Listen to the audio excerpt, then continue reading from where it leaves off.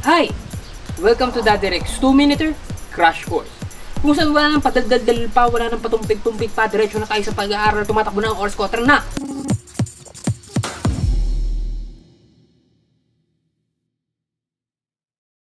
Ang topic natin for today is types of shots in cinematography.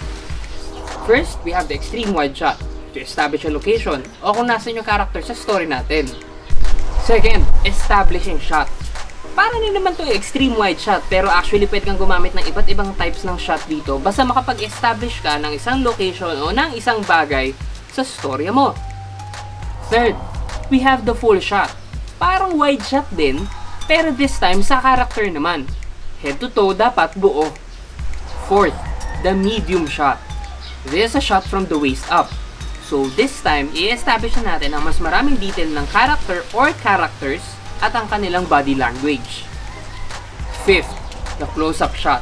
So this time, magpo-focus na tayo sa mukha ng character or sa isang maliit na bagay or sa kahit anong bagay, pero mas nakafocus tayo sa detalye at sa emosyon na kung anong nakikita natin sa close-up shot na yun.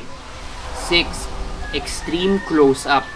So mas deeper na sa details, mas deeper na sa emotion, at mas deeper pa sa meaning ang shot na yun. That's it for today. Ang bilis, no? Thank you guys for watching. Let me know in the comments below what you think about my 2-minute crash course. Let me know na rin kung ano ang gusto nyo matutunan next episode. See you again on Daddyrek's 2-minute crash course.